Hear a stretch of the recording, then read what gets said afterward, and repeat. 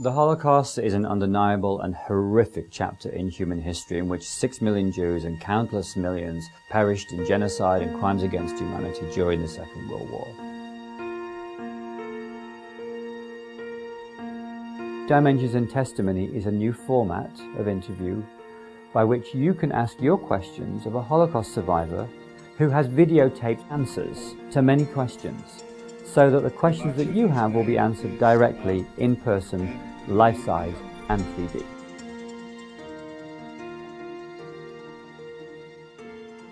What was life like before the war?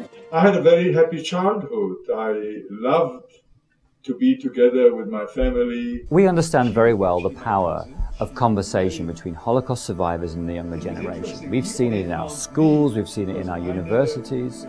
That conversation, that moment of dialogue where I ask my question and I get it answered, is just it's magic in the room when that happens. And we wanted to try and find a way to preserve that as best possible. What's wonderful about conversing with these Holocaust survivors in this interactive form is that it's about you. It's about what you want to know. Conversation allows you to learn in a way that most suits your interest, and that's where the deepest learning takes place. Do you feel hope for the future? I always feel hopeful.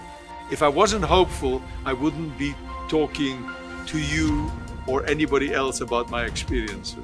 I'm very happy that I was able to survive. And here I am. I was one of the lucky ones. The questions that students have is what's driving the learning experience. And so we know that this is important because we're going to enable them to be able to learn through their own curiosity. We are almost out of time to have deep conversations with Holocaust survivors. If we don't have these conversations now, they will never take place.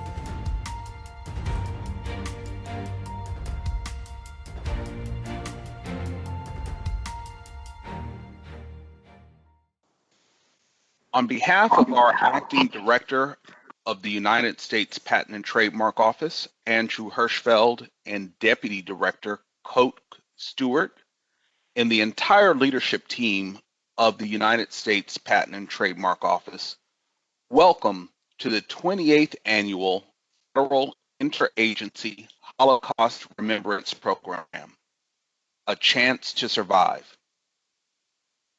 My name is Bismarck Myrick. I am the Director of the Office of Equal Employment Opportunity and Diversity at the USPTO. Now, I know very well that no one attends events like this to hear opening remarks. But if you would indulge me for just a moment, I'd like to share a few sentiments that I think is appropriate for an opening of this event. Here at the USPTO, our patent examiners are evaluating miraculous inventions that will prolong life and improve the quality of life. Our trademark examining attorneys are examining the new marks that will provide the public with certainty about the origin of the important products and services upon which we will come to rely. Here at the USPTO, we really see the future before it happens. On a personal level, working at the USPTO has opened my eyes to the enormous power of the human mind. Think of all the technological advancements in areas like space travel, medical devices, vaccine development, supercomputing, artificial intelligence, and so much more. As miraculous as these advancements are, we must recognize the terrible truth that we have failed to discover a cure for the malignant foe that is anti-Semitism, sexism, racism, xenophobia, homophobia, and other forms of hatred. During Yom HaShoah, we're reminded not only of the Jewish victims of the Holocaust, but at this time, we also rededicate ourselves to the ongoing duty to counter all forms of dehumanizing bigotry. While hate may never be permanently defeated, it must always be condemned. When we recognize the fundamental human dignity of all people, we help to build a more just and peaceful world. In the memory of all those who were lost and in honor of all those who survived, we must continue to work toward a better, freer, and more just future for all humankind. In conclusion, I would like to thank our CIO team, Conference Services, Wendy and the entire team putting together this event, our honored speakers, and all of you for attending today's event. Thank you.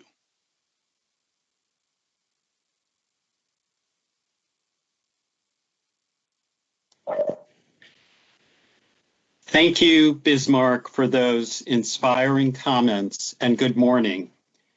My name is Phil Rosenfeld. I'm the Deputy General Counsel for Program Service at the U.S. Department of Education.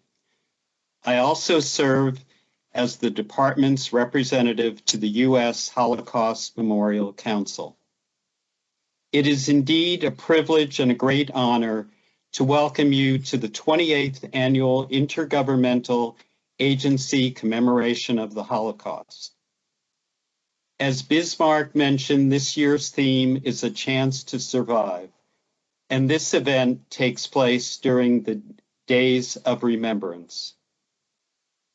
First of all, I want to give thanks to the intergovernmental team led by Tony Fowler, who is retiring from the department this year.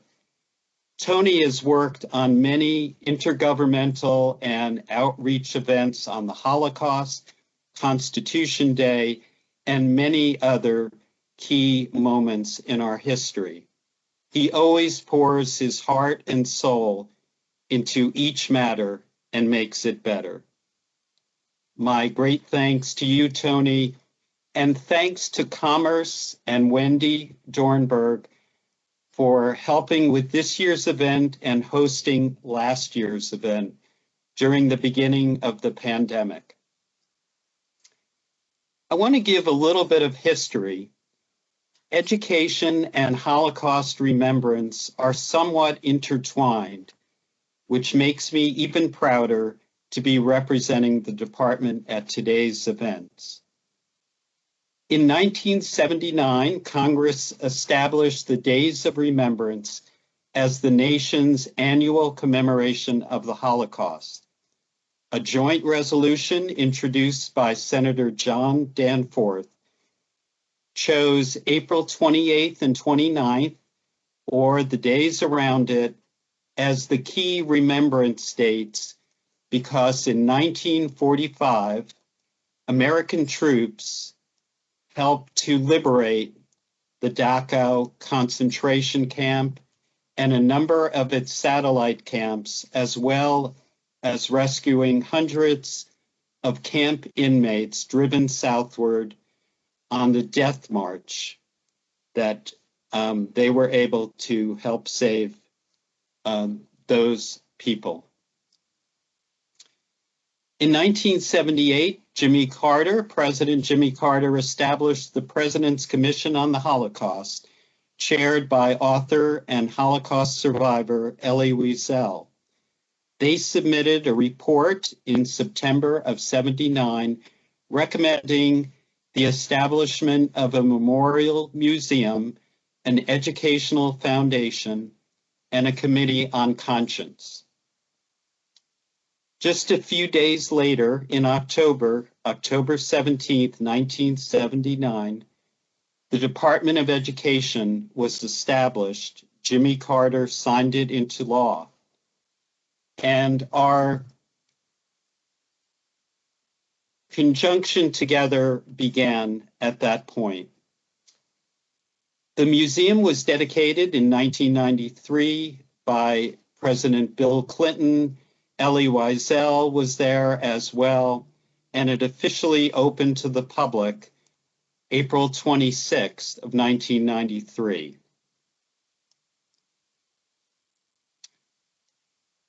Soon after the opening, the museum's council adopted a mission statement that defined the work and the goals of the museum. And in 1994, the museum dedicated the plaza on Raoul Wallenberg Place to General Dwight D. Eisenhower, who led the troops who liberated the camps. It was that year, 1994, that this intergovernmental commemoration began. It began at the Department of Education, and it takes place every year with the purpose of educating federal employees, students, and the public about the Holocaust. I was honored to be at that first event. It was led by some of our great thinkers at the department, Joseph Schubert and the late Stan Cohen, who passed away this past year from COVID-19. These visionary employees at the department had the idea that while there may be other commemorations of the Holocaust, it was important that the federal government, whose employees are sworn to uphold the Constitution, have its own commemoration. It can inspire us and everyone around us that freedom, liberty, and the pursuit of happiness should never be taken for granted, and that we must remember and never forget those who lost their lives or who were able to survive the Holocaust. Their lives, their stories, their views must always be with us as we carry out our functions in the federal government to help ensure our freedoms, our rights, and our liberties every day of our lives. Even in times like these, when we have a national emergency, a pandemic, those stories, those lives, those views must be remembered. They are a key to our survival and our future ahead. That we are in the presence of survivors today should inspire us and make us better people that do not take our liberty for granted. 1994 was also the year that I made my first trip to Germany as a chaperone with my two daughters' high school orchestra. I had had stereotypes about Germany and Germans, and I decided I needed to get out of my comfort zone and go on the trip. And it started for me an amazing journey that I have continued to the present, to honor music, bringing people together, and continuing to learn about the heroes, those who resisted, the not so heroic, and how it could have happened and how it should never happen again. We go every other year with the orchestra on the time of International Holocaust Remembrance Day that is commemorated throughout Germany. And each time I go, I learn more about how it could happen, how it could never happen again. It's the anniversary that is commemorated for the liberation of Auschwitz and Birkenau. We move ahead to the year 2020, a year that was of great turmoil throughout the world. Congress passed the Never Again Act, which provides $10 million for 5 years to the U.S. Holocaust Memorial Museum to enhance its education programming to teachers and students across the country. The Holocaust Museum is hard at work preparing those resources and the way in which it'll make more and more educational materials available to our teachers and our students. It is especially important now as survivors are no longer with us and the remaining ones continue to tell their story.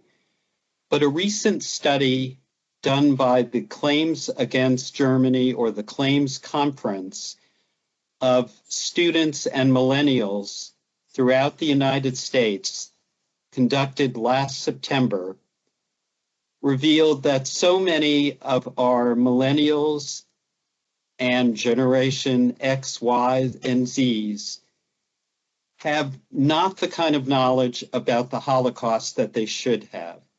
There's misunderstandings and a lot of lack of knowledge. So the Never Again Act is coming at a critical time for us. That is why it is so important today to hear the stories of the survivors, to learn about the families, to learn about the journey that Esther Saffron Foyer took to the Ukraine, to learn about her father's upbringing, her half-sister, her relatives. And she tells it so well in the book, I Want You to Know We Are Still Here. It is not just her story, it is many people's stories. She told me she hears almost daily from people who identify with the story that she tells in this wonderful book. I've read it now a couple of times. I've seen interviews with Esther, and I feel it is the story of my family and all of our families as well. It is not just a history, which is in the past. It is a set of memories that will always be carried forward. It is now my great honor to introduce Esther Saffron Foyer, a daughter, a mother, a grandmother, and a wonderful author and teller of true stories that are very important to read. Thank you, Esther.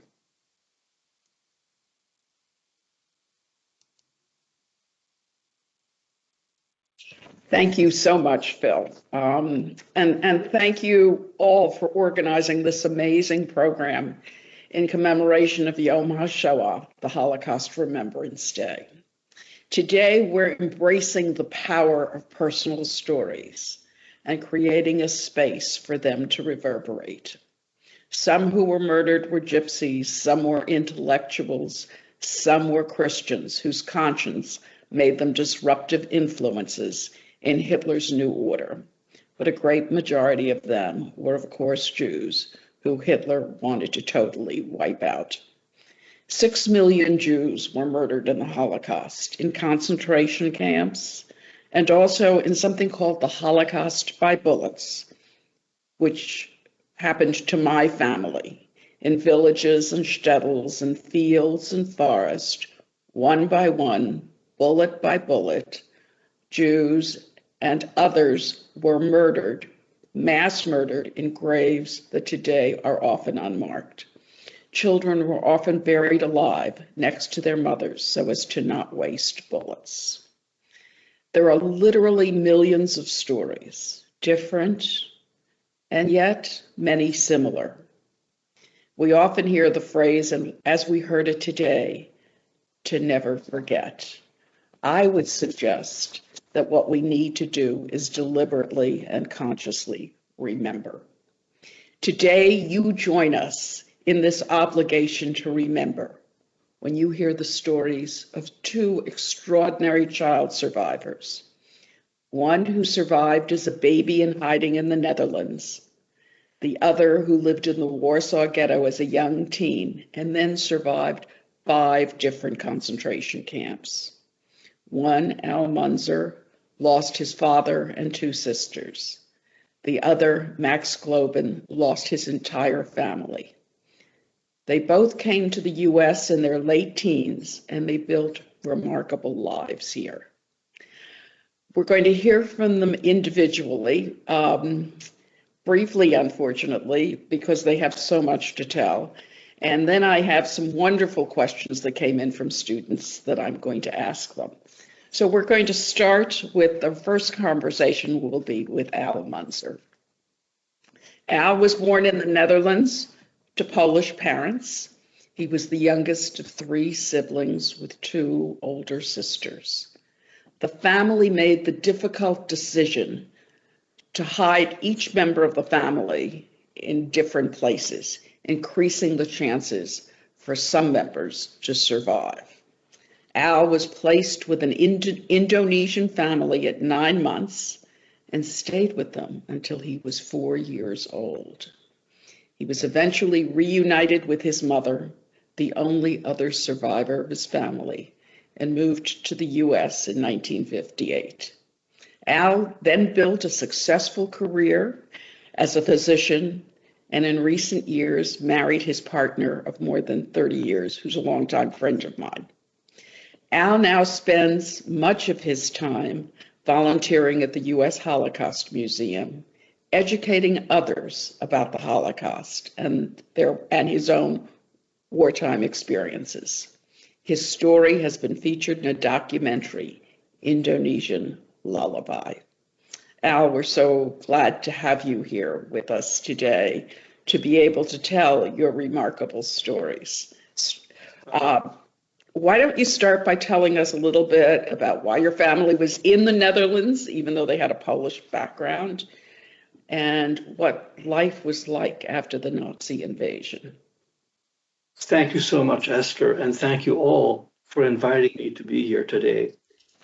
Well, as you heard, my parents were born in Eastern Europe. My mother in a small town called Rimanov, and my father in a neighboring town called Kanchiga. These towns had been part of the Austro-Hungarian Empire until the First World War. And then they became part of Poland. With that, there was a rise in anti-Semitism and also really a lack of opportunity. So young people typically left their homes when they were about 18 years old. My father went directly to the Netherlands, where he started a men's clothing business, and my mother instead went to Berlin, where she joined older siblings who also were in the clothing business. And then at the end of 1932, just before Adolf Hitler came to power in Germany, my mother joined my father in the Netherlands, in The Hague, and that's where they were married. And my father's business flourished. My parents made many friends, most of them not Jewish.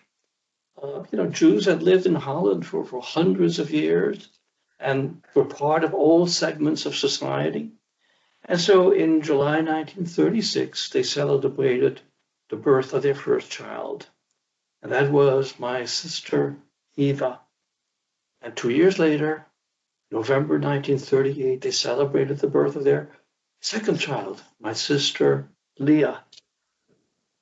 November 1938, of course, is also the time of Kristallnacht, the night of broken glass, when the full fury of anti-Semitism was unleashed. Still, at that time, my parents continued to feel safe in the Netherlands. So things changed with the Nazi invasion. And here's a question from David, age 13. Your family had a number of very difficult choices to make. First, when your mother found out that she was pregnant with you, and then the choices they had to make for their family in their attempt to survive. Can you tell us a little about that period? Well, the Netherlands were invaded in May 1940, and as you said, life really changed for the Jewish population. All of the restrictions that had been placed on Jews in Germany over several years were put in place in just a very short period of time, in the Netherlands, including banning Jews from going into public parks or using public transportation. All Jews had to take a new middle name so they could always be identified as being Jewish. Men, Israel; women, Sarah. And it was in that setting that my mother found out that she was pregnant again. Her obstetrician told her in no uncertain terms that it would be immoral to bring another Jewish life into the world. And so he advised her to have an abortion. But my mother, in reading the biblical story of a woman called Hannah, who would go to the temple every year and pray that she might have a child, in reading that story, my mother decided that she could not have an abortion. And so she was fired as a patient by the obstetrician, and I was born 8 months later, November 23rd, 1941. And that brought about another very difficult choice that had to be made. And that was whether to have a circumcision. Typically Jewish male children undergo a circumcision of bris when they're 8 days old. And my parents' friends don't have him circumcised. It will identify him as being Jewish. But this time, it was a pediatrician who had just examined me who told my father that I needed a minor operation called a circumcision. And so 8 days later, indeed, our entire family gathered in our living room to observe this first milestone in a Jewish life. Probably the last such celebration in the Netherlands, or one of the very last such celebrations. The next big choice that had to be made, as you indicated, was when I was about 9 months old. That's when Jewish men were beginning to get notices to report for labor duty. And that, of course, meant going to a concentration camp. And this was a sign of imminent danger to the Jewish population, a time to consider going into hiding.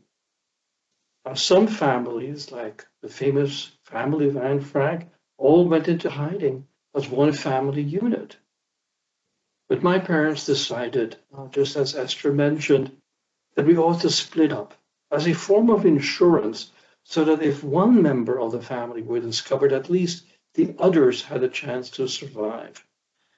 And so my two sisters were placed with two very devout Catholic women who were our neighbors, and they assumed a new Catholic identity.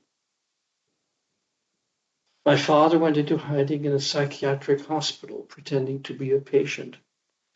And I was placed initially with a woman who lived across the street from us, a woman by the name of Annie Madna. And at that point, my mother joined my father in the same psychiatric hospital, and he was hiding, in her case, pretending to be a nurse. But Annie Madna had some bad run-ins with the Nazi authorities, passed me on to her sister. The sister had a neighbor who was a member of the Dutch Nazi Party, so she got scared, and that's how I finally ended up with Annie Madna's ex-husband, a man by the name of Tole Madna, who was Indonesian. Indonesia was a Dutch colony at the time, and he had immigrated to the Netherlands in the early 1900s with his mother. He also had custody of the three Madna children. And so he now became my father. He also had employed a nanny, a woman by the name of Mima Saina, a woman, an Indonesian woman, who was completely illiterate, did not even speak the Dutch language, but who had a heart of gold. And it was this woman, Mima Saina, who, when I was just about 9 months old, now became my mother. And the three Madna children, became my siblings. I remained with the Madna family for 3 years, and they had to share their meager rations with me because I was in the house illegally. So there were no ration coupons for me. And maybe I would walk miles every day just even to get milk for me. It's an amazing story, and I read and heard some of your other interviews. How is it that this Indonesian family with 3 children, who probably looked quite different than you, was able to hide you? And also, I heard a wonderful story about milk, how they were able to find milk to feed this baby that they were hiding. Yes, first of all, I slept in Mima's bed, and I'm told that she kept a knife under her pillow, vowing to kill any Nazi who might try to come and get me. And the story about the milk is really an interesting one. A few years ago, when I was in Holland, a woman wagged her finger at me and said, you used to drink my milk. So I asked her, what do you mean? And she said, well, all school children in the Netherlands were given a small bottle of milk during the war years. And my mother told me to save half that little bottle for the baby next door. And you were the baby next door. So here you have a story of a young child, perhaps 7 or 8 years old, already being taught to save a human life. There were times, of course, when there was really a fear that people on the outside might discover me. There were times when the house was being searched and I would have to hide in a closet. But for me, it was just a game of hide and seek. And so I would play with the Christmas decorations that the family had stored in that closet. And that's, most of my memories of that period with the Madna family, the 3 years that I spent with them, are really very, very happy ones. What a beautiful story about the risks that people took, at risk to even to themselves being murdered, to their children and their entire family being killed, to giving a child only half of the ration of milk so that another child could have it. In my own family, my father was in hiding with a family for part of the war. And because of them, I'm here today, and I have children and I have grandchildren. But of course, there were so many other stories. Can you tell us a little bit about the fate of your sisters and your parents? Sadly, the fate of my sisters was entirely different from mine, and it just shows really what tremendous risk the Batna family took by hiding me. About a year after my sisters were hidden with the 2 very devout Catholic women, the priest felt that he could find a better place for them, a place that would be even safer. And that was a woman who operated a rooming house. And he felt that there, they would be so much safer. There would be other people in the household as well, and they would fit in quite well. Sadly, after my sisters were with that family for about 9 months, the husband of the woman who had agreed to take them in denounced his wife and my sisters to the Nazis. He denounced his wife as hiding 2 Jewish children. His wife was sent to a concentration camp, first in Holland, Vught, and then from there she was sent on to Ravensbrück, where she developed typhus, but fortunately survived. But that's the price that she paid for trying to hide my sisters. Sadly, my 2 sisters were taken immediately to Auschwitz in a convoy that included 150 other children, and were immediately killed in Auschwitz, February 11th, 1944. They were only 5 and 7 years old. Wow. And they were 2 of 1.5 million children killed in the Holocaust. The fate of my father was also quite different.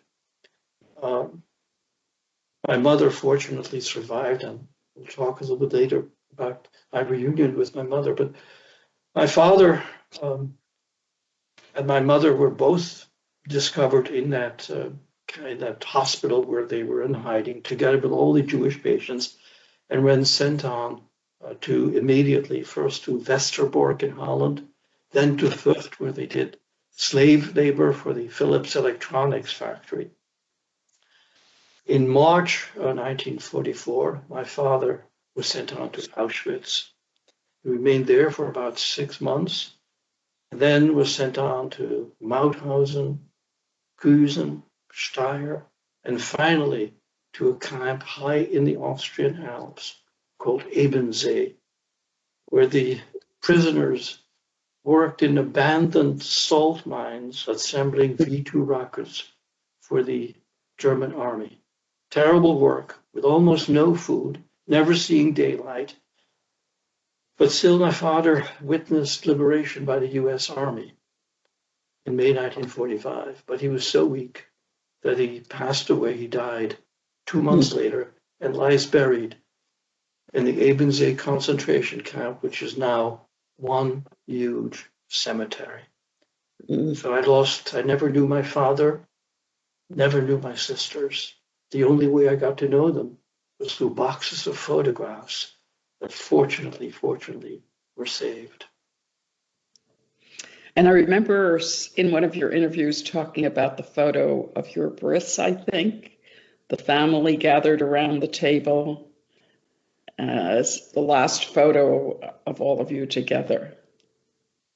So my mother was deported, as I said, like my father, also first to Vught, and then was sent on to Auschwitz and a whole series of other camps, 12 in all, until she was finally liberated. And at the bris, the circumcision ceremony, there were 2 small photographs that were taken. And my mother was to keep those 2 small photographs hidden on her body through her stay in all 12 concentration camps. She developed this feeling, this superstition, that if she ever lost those photographs, it would mean that I had been killed. Fortunately, my mother survived, the photographs survived, and I survived. And those photographs are now part of the collection of the U.S. Holocaust Memorial Museum. Wonderful. Zach, age 13, asked very poignantly, how were you finally reunited with your mother? What was it like? Was your relationship able to heal?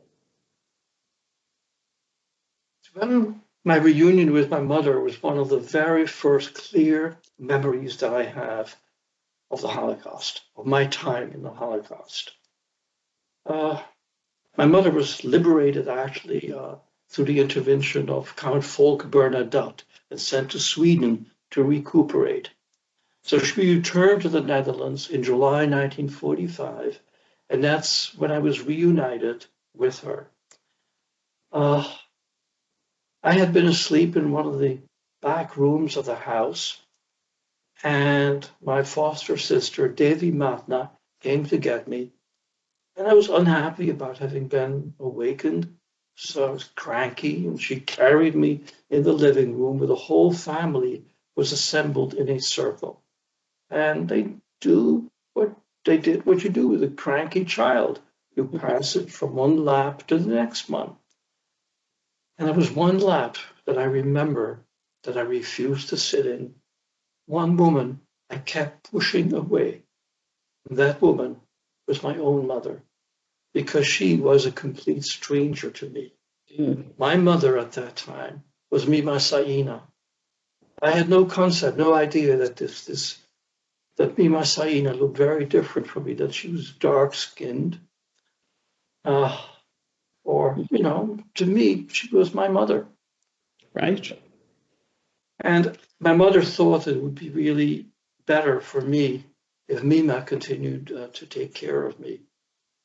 And so Mima continued to care for me, but that only lasted about 2 months. Because then she suffered a cerebral hemorrhage and passed away. And that's when I really bonded, of course, with my mother, a bond that continued until my mother finally passed away at age 96.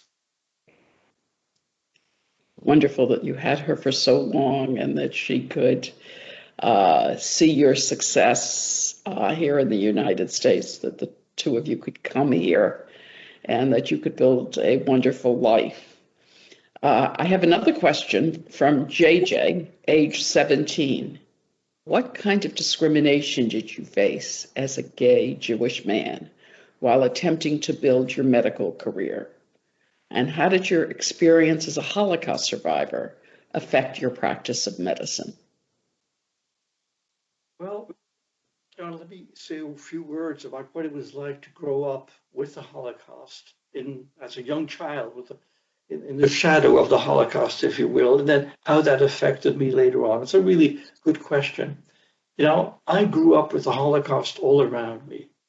There was nothing unusual about children or classmates, playmates who had lost a brother or a sister, or who did not have any parents. I was considered favorite because my mother had, quote, come back. I did not understand what had happened to my sisters. In fact, I was somewhat jealous of my sisters because people would tell me wonderful stories about them.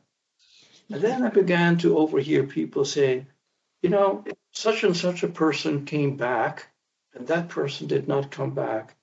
And I came to understand that my sisters had gone somewhere, had been taken somewhere, and did not come back. And eventually I understood that meant they had been killed.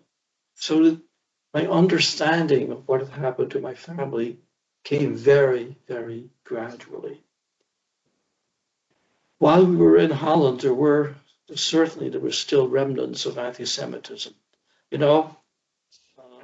One day we were standing in line to go to a movie, and a man standing behind us saw my mother, the mark of my mother's arm from her stay in Auschwitz. And he said, there's one they didn't get. After that, my mother always covered. She always wore 3/4 sleeves to cover the mark from Auschwitz. Now we came to the United States trying to leave behind all of the memories of the Holocaust. Coming to a country that we thought was totally free. And then we turned on our television shortly after we arrived, and we saw young Black kids being beaten for wanting to attend a particular school. And we realized that America was not free of hate and bigotry also. But then we witnessed the civil rights movement and saw the gradual improvement that resulted. Sadly, of course, bigotry and hate have continued until today. We've witnessed that recently.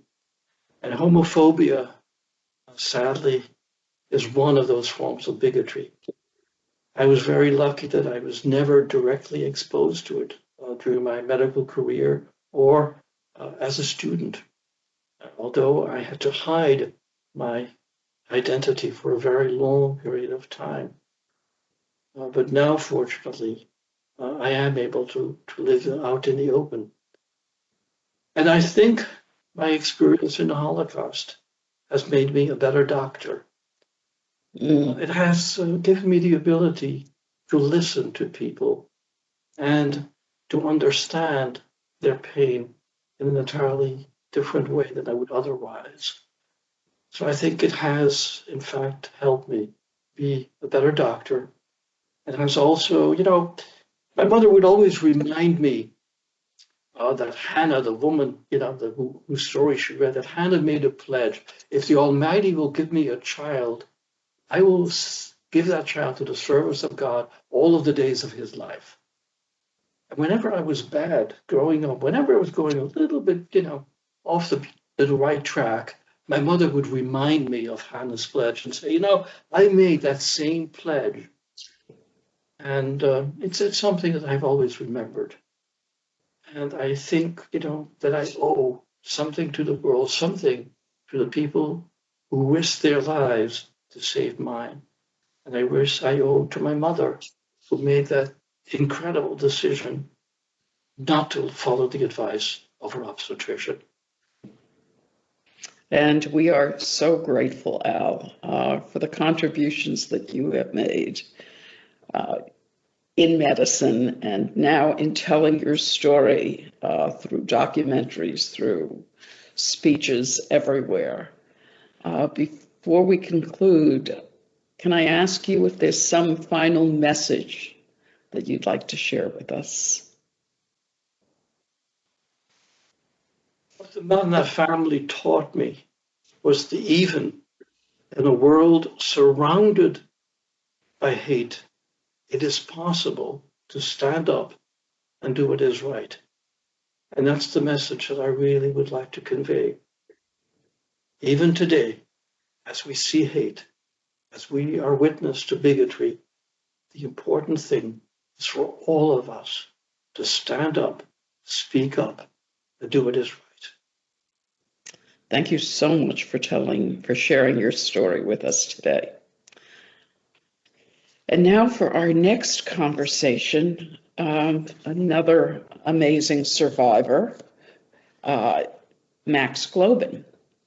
Max was born in Warsaw, Poland, and then as a young teen, he was placed in the Warsaw Ghetto with his family until they were moved to a series of concentration camps. His mother and brother were killed in one of those first camps, but Max and his father were selected for a labor camp where his father ultimately died. Max was liberated by the U.S. Army and ultimately came to New York under the Orphans Act and was placed in an orphanage in the Bronx. Max was drafted into the U.S. Army and ultimately settled in Texas. And there are some amazing stories about Max. Until the pandemic, Max accompanied teens every year on the March of the Living to visit Auschwitz and Birkenau. He helped found the Dallas Holocaust Center. Like Al, Max gives lectures to schools and other organizations about his experience. Among his many honors, he was named, get this one, Texan of the Year. Max now lives in Dallas, Texas. And I have to tell you, because I know a little Yiddish, because I was born in post-war Europe, I know that his last name, which he pronounces Glauben, is also Glauben. It means to believe, and Max believes. His story is being told in a newly released book called The Upstander. At the beginning of today's program, you saw Max being interviewed so that his likeness could be preserved in 3D holographic images to tell his story into the future. But today, we're lucky to have Max here in person. So Max, tell us a little bit about your story and whet our appetites to purchase your book, The Upstander. Welcome, Max. Well, thank you for inviting me, and I'm privileged to be among such a good company, because I always felt like being an orphan was somehow always overlooked, and it was maybe somebody that wasn't supposed to be here, but somehow got here. I was born in 1928 in Warsaw, Poland, to a family that was not religious, but they called themselves Agudists, were the pious that they had, and some of the religious articles that they wore on their person were being taken away. My father did what his family did, was in the newspaper business. My grandfather had das Idische Express, and my father had das Idische Tagblatt that was distributed all through Poland. And in fact, in the new Warsaw Museum, I was able to obtain a copy from September 28, 1938, when the headline on there is in Yiddish that Herr Hitler met with Mr. Chamberlain and assured everybody that they're going to work together and be very peaceful. What happened? My family consisted of my father, who had 8 siblings, my mom, Fela, which was a Hoffman. My grandfather was an umbrella maker and lived on Geisha 5 in Warsaw. And I had a little brother that was 2 years younger than me. And we went to regular school. Our living quarters were very nice and was like a middle family. But I encountered an awful lot of when I was going to school and when I was trying to participate in city activities that were not the area where we were located. We lived on Mila 38, apartment 43 in Warsaw. That area was selected by the Germans after occupation as the area of the ghetto. So when we were placed in the ghetto, we were a little bit more fortunate than the people that lived outside that area that could only bring what they could carry on their person into that area. So we had furniture and we had food and something that we stored before. Now, 1939, September 1st, I came home from school and the radio said, the war has started. It started, Germany invaded Poland. Would all the soldiers surrender? Or if they don't surrender, they're going to bomb the city. But the problem was that they bombed the western part of territory of Poland. 85% of the structures and buildings were destroyed by the bombing. And what is not talked too much about, that they had an agreement with Germany that Germany will take, the Germans had an agreement with the Russians that Germany will take the western part of Poland and Russia took the eastern part of Poland. They signed a non-agreement when they first came in together and broke it about a year later. And then Germany invaded Russia, went up to Stalingrad. Things got bad on the African front. Then they started really getting it on the Jews. The area was about 1 square mile area.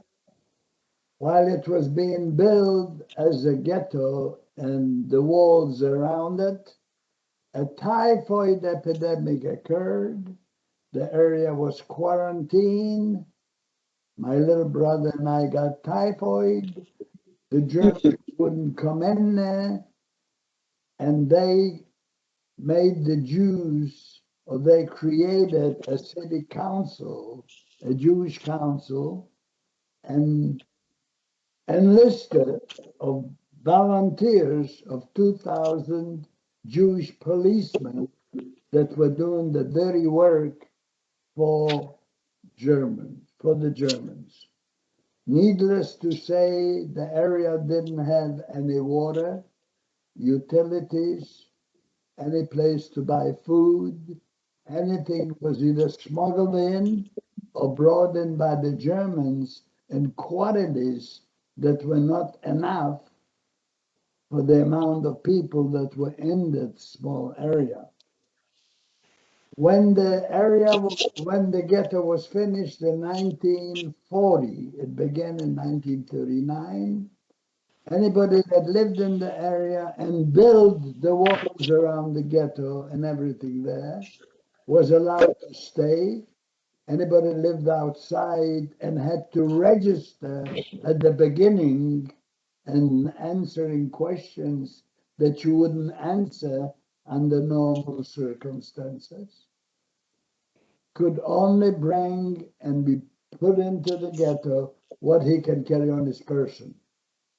Approximately pretty close to 500,000 people were placed into the 2,400 apartments that were in the Warsaw Ghetto.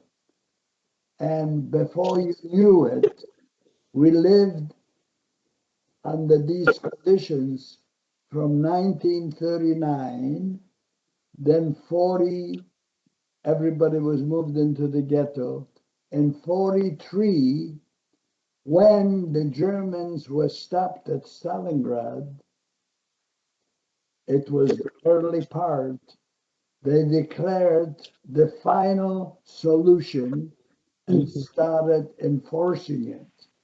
Regardless where you were, if you were a Jew, you were picked up, placed on transportation, usually a boxcar that carried no less than 100 people with nothing in it, no utilities, no water, and made 2 trips from Warsaw to Treblinka and sometimes Majdanek, and from other places not known to me, they were taken to maybe Auschwitz and Birkenau and other concentration camps that were pretty close to the residents that were being placed in the camps.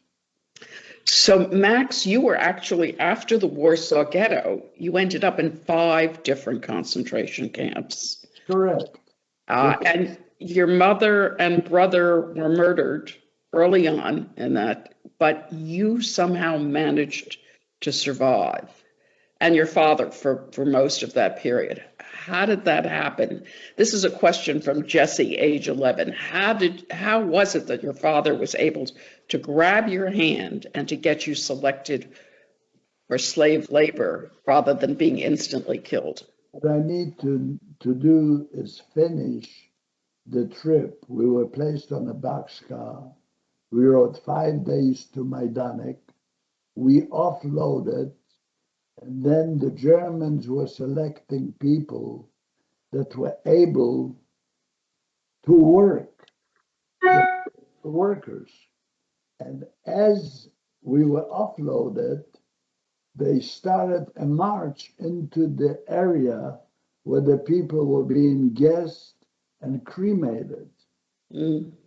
First, they took the women and the children, and then I was next to my father, and after they told women and children, go ahead, weed out of the people, my father grabbed my hand, and he was selected for Bujin. So then we were put aside and stayed in a crummy place, slept on the floor. Then we were taken to Bujin, where it was a camp next to an airplane factory. Being mechanically inclined, I became, in the carpenter shop, a person that makes patterns for the airplane industry, the Messerschmitt and the Heinkel. So my mom and my little brother and the rest of my family went into the gas chamber area in Majdanek and were destroyed there. Although 2 of my father's sisters survived and found me in Dallas 42 years after the Holocaust. But the story that I just said, my father saved me. 3 weeks into that camp, we went out in the morning to work, came back. There were 3 people missing out of the head count by the gate. They took 30 hostages, laid them out on the ground on a Friday night, and without the proper count, I went into the barracks. When I came out, there were only shoes from the people that were missing out of the 30 on the ground, and my father's shoes were there. So that's how I lost my father. But I didn't know how he died, or not all the 30 were killed, but there were somebody's left. So, but they were not in good shape to even get up and get back into the barracks. So they needed some of our help to be rescued from laying on the ground. There's a question from Connor, who's age 14, and it's a really good question. Was there ever a time when you wanted to give up? How did you keep pushing to go on and on in spite of having lost everything? You can tell Connor that there were some things, if he has 2 parents or 1 parent, that Connor might have wanted something from them, like maybe a dinky toy or something else, maybe a watch, or maybe if he knows how to drive a car. And if the parent said, you can't do that, there's nothing that he wouldn't do to try to obtain what he was refused. I was refused life. My father, my mother, everybody was killed. And I'm a believer that life is worth something, because in the Jewish religion, if you save 1 life, it's the same if you save the whole world. And I didn't want to give him the satisfaction. So my defensive system could work properly when I had that attitude and counterattack or try to get out of the places or do things that would not allow them to kill me. Of course, if you're lucky, you can do it. But if you're not, you perish. But as long as you believe, and what helped me is that I was believing, and I thought that the souls of my family were floating around me, because in our religion, only the body is buried, the soul floats. And I used the Hashem as my mom and my dad. So I was playing like in Fiddler in the Roof. Does she love me or does she not love me? And any decision I made, I had both sides. Amazing. Am I right that that your last name means belief? It is. I didn't know that until I came to the States, and when I started working on the Holocaust Museum. Incidentally, it's one of the finest in the world, with the only one with a hologram theater.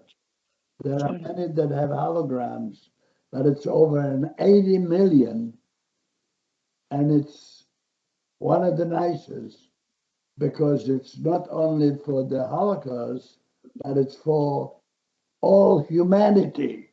That's whether you white, black, or any religion, you have something in that museum.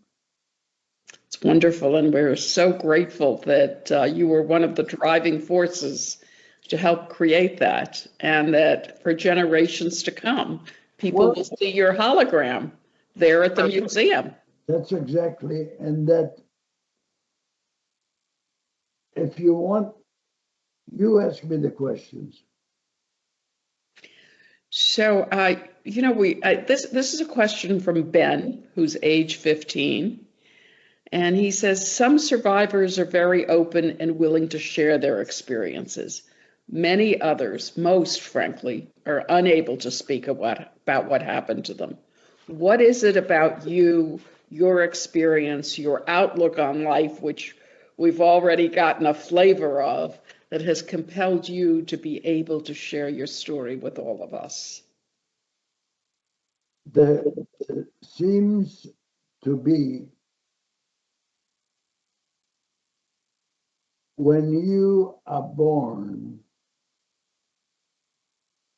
in my opinion, and I don't want to offend anybody, you become a human robot. You go into a circle of life. Through education, you can obtain wisdom to program yourself.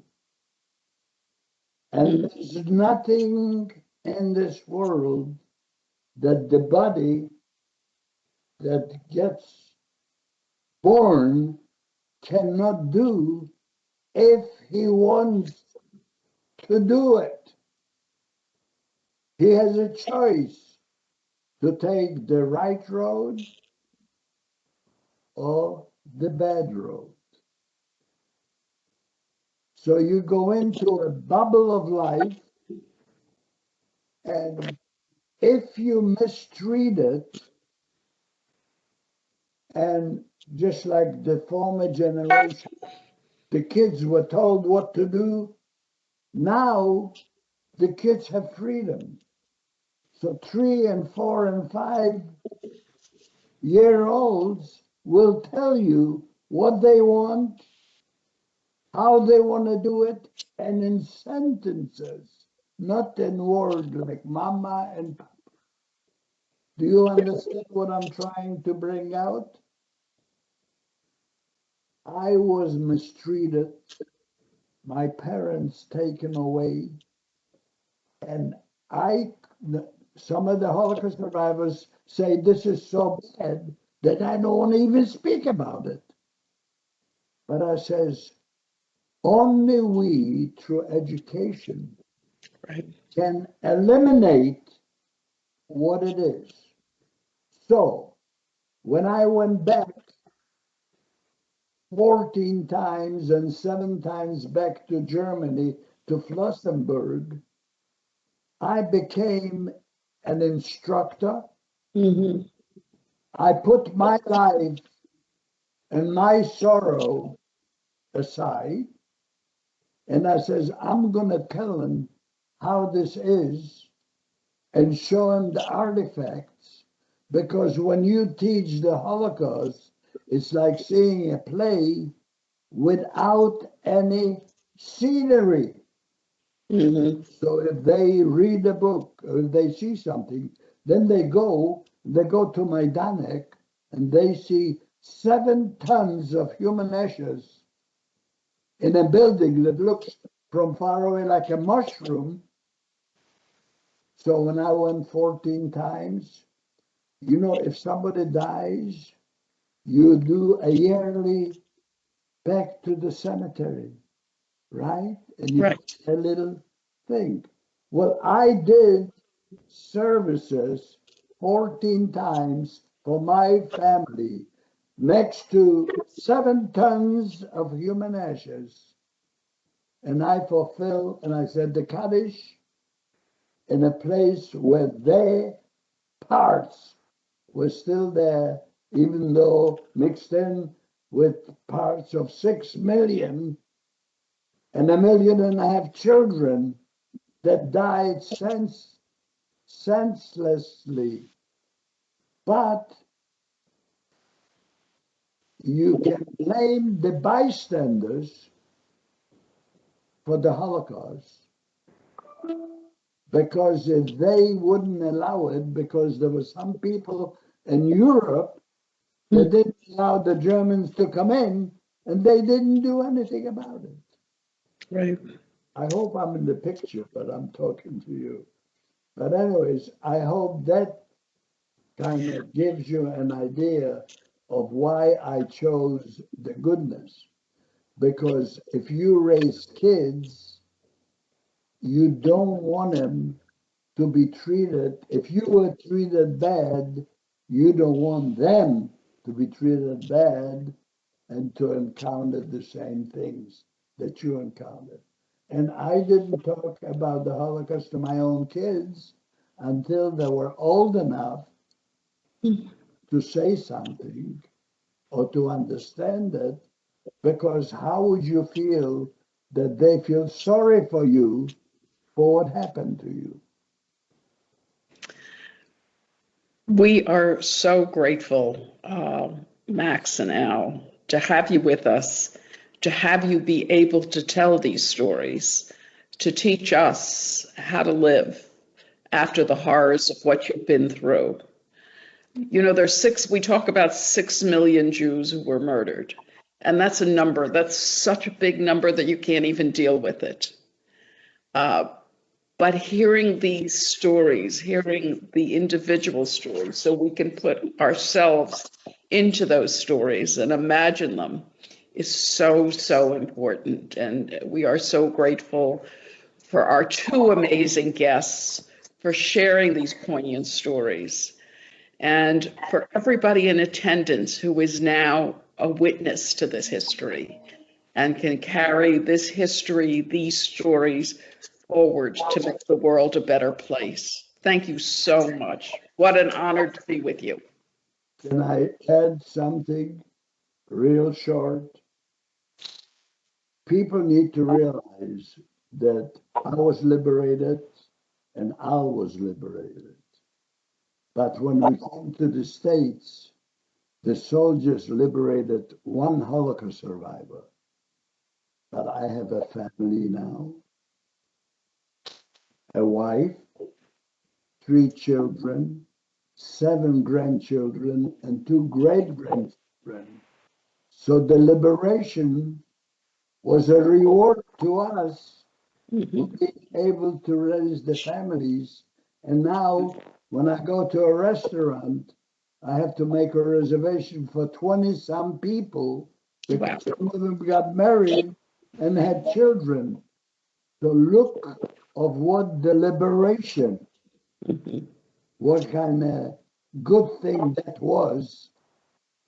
So anything that's bad, if it is finished, is a victory and right. Good. You know, I'm going to just go back and tell you that the book that I wrote that's just come out in paperback is called I Want You to Know We're Still Here. And that is such an important message. After the horrors of what happened, we're still here. Al is here. Max is here. I'm here with my family. And we thank you all for listening to these stories and to, as I said, being witnesses to history and carrying these stories forward. Thank you so much. And now I'm going to turn it over to Tony. Good afternoon. I'm Tony Fowler of the U.S. Department of Education, and I've been honored to serve as the chair of the Federal Interagency Holocaust Remembrance Committee, not just this year, but in 2 previous years. And I hope our program today has touched all of you as much as it has touched us on the committee. I would like to thank the Patent and Trademark Office of the United States Department of Commerce for hosting our virtual program this year, and thank you to the members of the committee and the many federal agencies they represent for all their dedication and support. A big thank you to Al and Max for sharing their stories with us today, and to Bismarck, Esther, and Phil for being a part of our program this year. And thanks to all of you for joining us to listen to the stories of our speakers, to honor the courage of other Holocaust survivors and the heroism of those who helped them, and to preserve the memory of the more than 6 million Jews who were murdered in the Holocaust. This concludes our program.